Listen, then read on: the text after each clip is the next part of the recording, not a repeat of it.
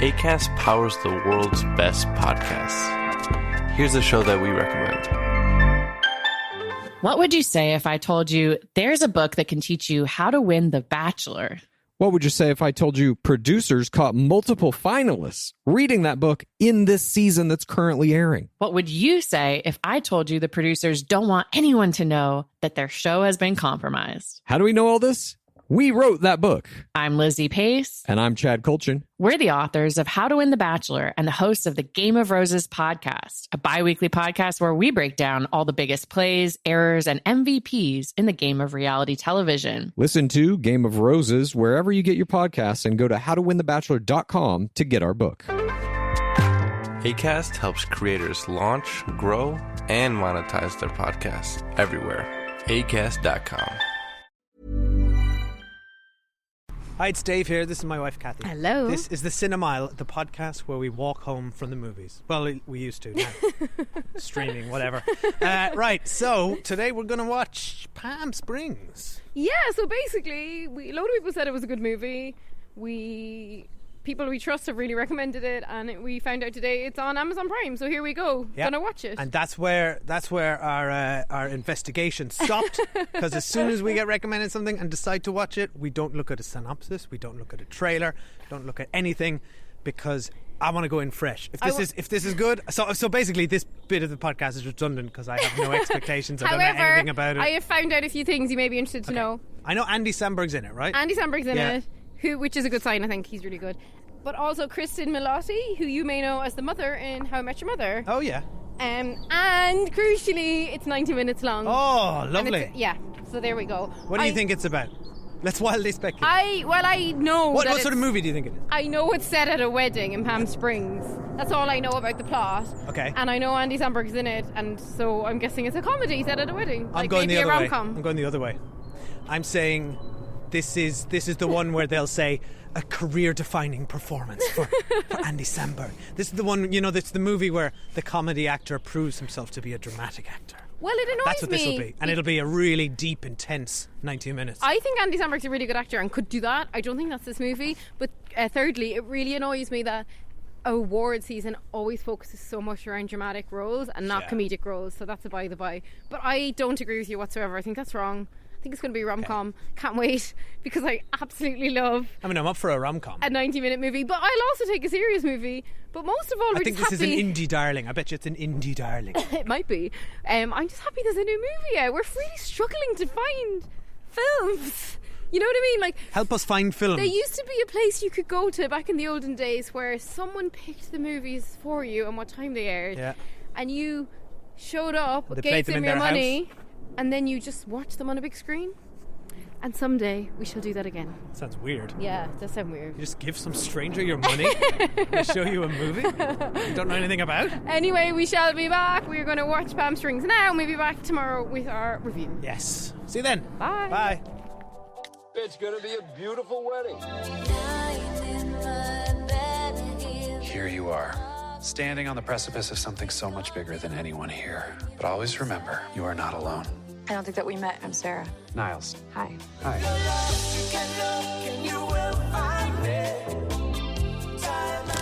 Nice.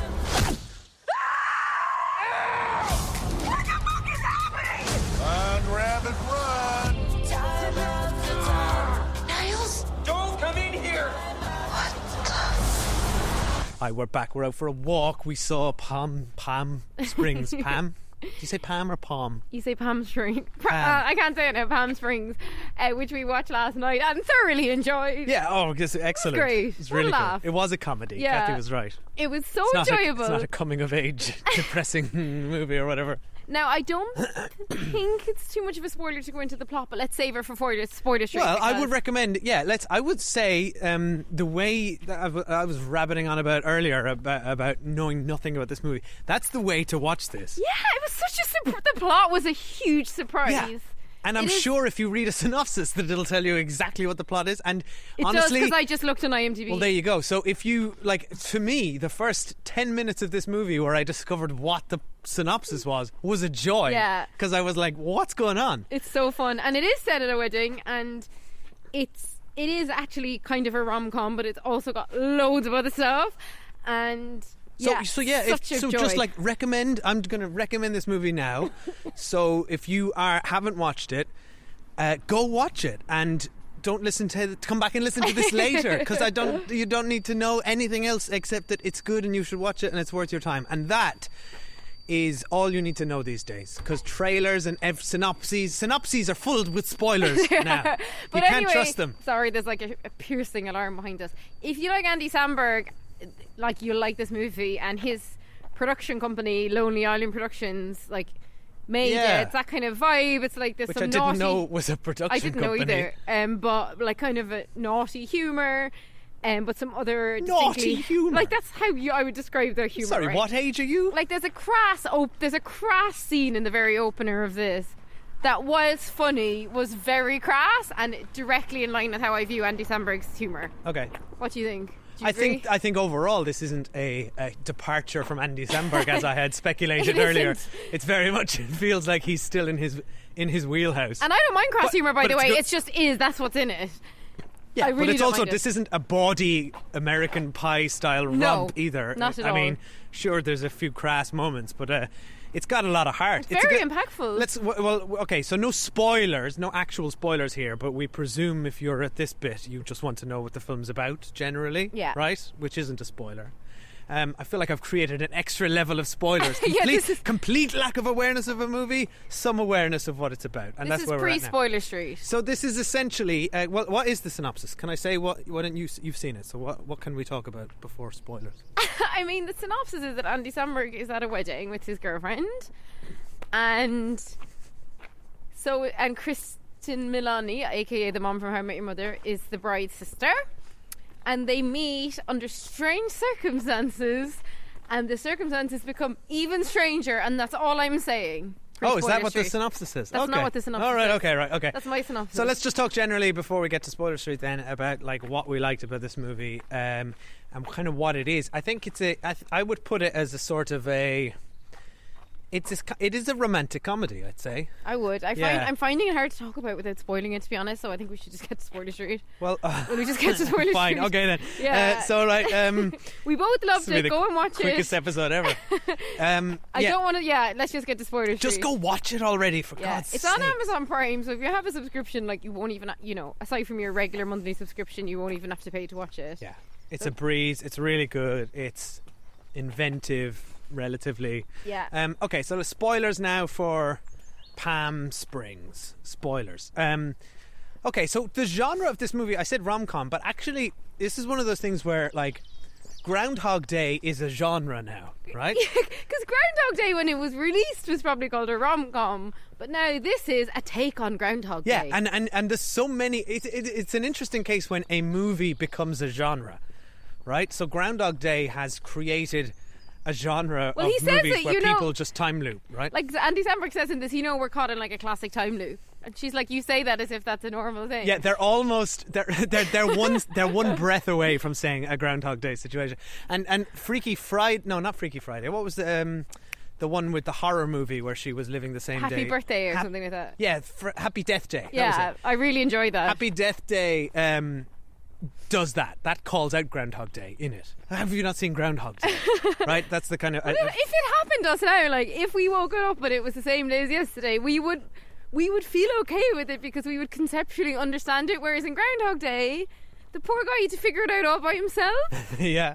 But And now what- it's like a known thing. Yeah, but what the I li- movie's what- so clever though, because the movie's. This is where I think it's a really clever like step on from Groundhog Day, because we see a whole day in the life of Andy Samberg before we realise he's in a time loop, and he has been in it for eons. Yeah. By the time we meet him, So and that was so clever. He's been there for so long he doesn't remember what his job was, which is like and actually. Great touch. Fun fact though, the Harold Ramis who directed Groundhog Day had wanted that to be the start of the movie Groundhog Day, something similar where you meet Phil Connors and he's been in there Phil Connors. He's been in there for 10,000 years.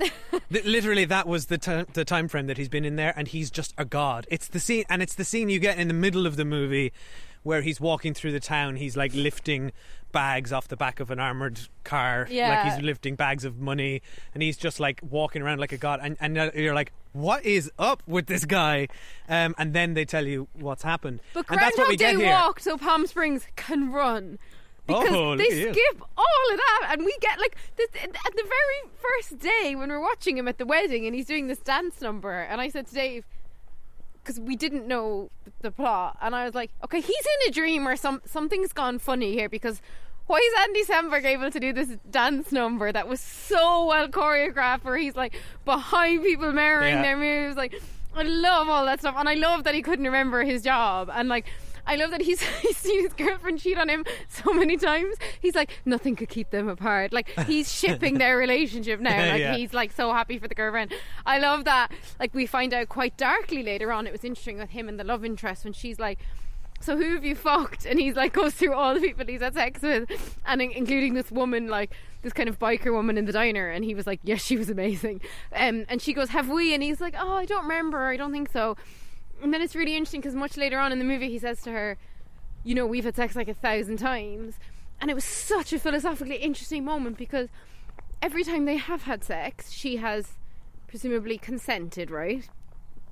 But in her memory none of those times have happened, and he told her that he didn't think they had sex.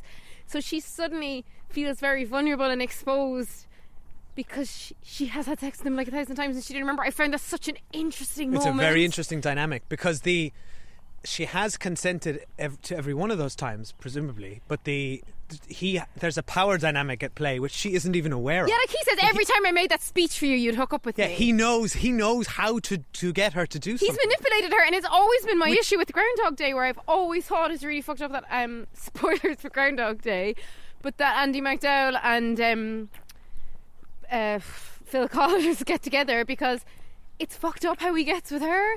It's like those guides that those men write on, like how to pull women. Like, I know Phil Connor goes through a philosophical change and he's a different person at the end of the movie when they get together, but it's kind of fucked up that he like fully crafts himself like just to hook up with her, and that's what I thought was interesting in that scene. But with Andy Samberg, I think though with his character, we aren't to believe that, we kind of believe he's kind of similar to what he was when he first went in there. Yes, and they even addressed he wasn't an asshole at the start. They addressed that at one stage quite early on, which I felt like it was a nod to Groundhog Day, where she speculates that maybe it's a karma thing, maybe we need to go through a transformational change on a fundamental level, like, which is what Groundhog Day does. Yeah. And then it's like, no, it's not that. But he's like, I've tried everything. He's like, nothing. I just love that he's already tried everything. And then what really surprises both is that then she goes off and learns how to be a quantum physicist. Oh my god, that was amazing. That was amazing. I love that. We got a training montage and again, in the middle of this. How much time did she spend doing that? Because we see her going from her very first tutorial to like how to understand basic physics to like having these incredible conversations. I bought a New Scientist magazine in January on quantum physics, and I have yet to get through that or understand it. So I would say we're talking years, decades. Like, I love the idea that of what that would do to your mind. Yeah. This like, and Andy Samberg plays this really well. This nihilism, this sort of complete lack of meaning or purpose, and what that does to a person. If anything, he doesn't play it like I think the reality of that would be far more horrifying than, seems like kind than of the jovial sort of thing that he presents. Because when I love the J.K. Simmons side plot, but when she runs J.K. Simmons over, he's like to her, people still feel pain, and like, trust me, you won't feel better if you make someone else feel pain. You're just hurting them in the moment. Like, what you do isn't without an impact. They won't remember, but you will. Yeah, so he's actually like taking so many life lessons out of all this, and I just love the idea that J.K. Simmons was hunting him, and that it happened because they were like doing shrooms together or whatever. And he goes, oh, I wish this night could last forever, and Andy Samberg brings him into this cave, which I really enjoyed. It's so dark. It's dark what happens, what he does to both of them. It's really, well, he doesn't do it intentionally to the woman, but he does do it intentionally to J.K. Simmons. But you could see why when he was so stoned that he thought it was a good idea. And I love that J.K. Simmons had woken up in a different place, so he only ever drives up every now and then when he's like really pissed off. Yeah, there's a lot of fun ideas in this. I love the night when they partied together. Like that whole montage of them partying was so good. God, there's a lot of fun in this. Like it's very clever, but it's also like on an executional level, it's a breeze of 90 minutes. Oh, it's brilliant. It's very funny and it puts in really good. So basically, the plot twist is kind of like at the start of the movie, but then they keep layering these twists. Like when we realise about halfway through, when you realise where she's waking up. She's waking up in her sister's fiance's bed. Yeah, that got us good. That is so shocking for someone to do that to their sister. And then it adds this other dark element where she's living with her shame every day morning. For years and years and years. Because that would be the most shameful moment you can imagine. And you kind of makes you wonder about her because you're like, God, she's so self-destructive to do this. And like in one of them she goes, I need to be selfless and the truth will set me free. And in one of the wedding ceremonies she goes up, interrupts it, whispers to her sister and walks away. And we're like, I wonder what she told her. And then we kind of realise afterwards. And then I love when he does his detective work and he smells her hair mist. Pillow when he figures out where she's been. I just think the pacing of it was so good, and I think the cast was brilliant. Like I love them together. I felt like they were a real couple. Did you? Yeah. I was shipping them. Yeah, I wanted them to get together. I was really enjoying them, and I love the stuff with J.K. Simmons when he finally goes to J.K. Simmons' house, and J.K. Simmons is like, I'm over it. Like it's fine. You know, I get to watch my kid watering this piece of dog shit every day. It's really good stuff, and it's like those movies like this. Kind of not like this, but in a different vein, like that movie About Time with Donald Gleeson. The really good ones make you reflect, like if you had a day, how would you live it? And like what would you do with your kids, and like what would you do with your partner or your parents or whoever you're around? I think you'd go insane no matter what. Like we are effectively in lockdown living the same day we were like, day. this is our lives. It's just like, and I just want variety. Except we're not at a wedding. Yeah. Speaking of, we watched a movie in which we did an episode on called Love, Wedding, Repeat. This is such last year, which is essentially the same thing but not as good. This makes Love Wedding Repeat. We didn't think much of it at the time anyway. We kind of enjoyed it for the sake of something to watch. Yeah, but it was poor. But when you look at it now compared to this, it's like an embarrassment. Like I'm so embarrassed for them that the two movies came out in the same year, because I believe this kind of came out last year, but it's just on streaming this year. Like it's mortifying to compare. Like I think this has excellence in it. I think it's an excellent script. I think the acting's brilliant. I think the pacing is unbelievable, how they've thrown in these little plot twists and how they made it feel so fresh on a genre we've seen a million times, which is like wedding based rom-coms and things around time loops or repeated time or whatever. But crucially, none of it can work if you don't care about the characters or about their relationship, which you do. And you really care about them, even when they're both being awful. Even you find out what she did to her sister. And I really liked that there was one scene also where she woke up and she goes in and actually speaks to the fiancé, and he's in the shower, and then he started crying. It's like he's not happy about it either. Yeah. Like people are layered. They humanised the side characters. Yeah, like no one's gonna feel good about that situation. Like why would you be marrying someone like under those circumstances? They really mine all the comedy they can from their situation. Like I loved all the bits of like Andy Samberg like hanging out in the kitchen while the parents are like, where is she? And he's he just lands all his philosophical stuff on them. So good. He doesn't care what anyone thinks. They're just like pawns to him. And I love when he goes like, oh, your parents are singing again, because he's heard them sing. And then I love the little twist at the end where that old lady has actually been at the wedding every night as well. Yeah, what was that about? It was just like a little nudge. It kind of made you think, oh, how many more people? It's so funny as well, because if you think about like the day you were to get stuck in over and over again, a wedding in the middle of the desert would be particularly bad because there's only so far you can go away from it. So yeah, I do enjoy. I just think it was a frankly brilliant movie, and I was not expecting it to be that brilliant. It's not a great title though. No, I feel like funny. it's got nothing to do with the place. It came up last year when a lot of our listeners were sending us in their favourite films of the year, and a few people said Palm Springs, and it never stuck in my mind or made me curious about the film when I heard the title. Like there was nothing interesting about that title. So yeah, I think, but it works, and it's kind of a film. I think think of something like Live, Die, Repeat, which I know was called End of Tomorrow, which is an awful generic title, but they reverted it back to Live, Die, Repeat, which is an awesome title. What was the name of the wedding movie that we watched last year? That you Love, just Wedding, mentioned? Repeat. Love, so Wedding, Repeat. They ripped it off. Yeah, that could have been a better title for this movie. Actually, Yeah. maybe they'd taken it already. But yeah, I don't think of much else to say really. Loved it. Yeah. And I think even if you did know the plot, actually, you'd still really enjoy the movie anyway. I that's think all so. done away with so. in the first 10 minutes. But I think that first 10 minutes of discovery was really enjoyable for us. It was really enjoyable, and that's the kind of thing you don't get when you kind of know And the problem is trailers. If you're gonna like my approach with trailers is, if I'm going to watch a movie, I will not watch the trailer. It when doesn't we're in the add any cinema, value. like, we often get forced trailers, right? But because we never go to the cinema anymore, we've managed to We're living in completely blissful ignorance. cloister ourselves from any form of trailer. So it's something I'll accept in a return to the cinema. I'll accept trailers as a payoff for being in the cinema again. We'll accept your trailers, cinema. But yeah, I hope everyone enjoys it as much as we did, and let us know what you thought about it. Send us a message on Twitter. We're at Cinema, on LinkedIn or Facebook at the On Cinema. LinkedIn? Not LinkedIn. Are we on LinkedIn? No. Come apply for a job at the Cinema. I'm too tired. We're hiring. We're on Instagram. But most of all, if you could a married couple and several other people walk home from the movie. We pay nothing. And most of all, if you could head over to Apple Podcasts and rate and subscribe, we would greatly appreciate it. Or drop us an email, cinemel@gmail.com. The Cinemel. The Cinemel at LinkedIn.com. The Cinesmell. Are you okay? I'm not okay. Do you want me to call somebody? Do you want to get up in the middle of the night with a teething baby? Because you're more than welcome. Thank you for listening to the Cinemel. Well, okay, bye. Bye. Stop! There's a bomb in the cake. Don't worry. I used to be a bomb guy. Stand back!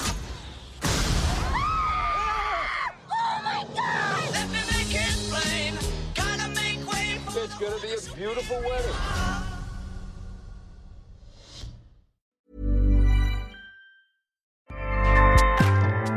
Acast powers the world's best podcasts. Here's a show that we recommend. What would you say if I told you there's a book that can teach you how to win The Bachelor?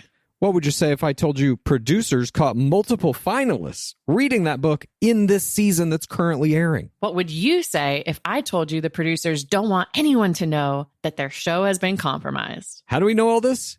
We wrote that book. I'm Lizzie Pace. And I'm Chad Kulchin. We're the authors of How to Win the Bachelor and the hosts of the Game of Roses podcast, a bi-weekly podcast where we break down all the biggest plays, errors, and MVPs in the game of reality television. Listen to Game of Roses wherever you get your podcasts and go to howtowinthebachelor.com to get our book. Acast helps creators launch, grow, and monetize their podcasts everywhere. Acast.com.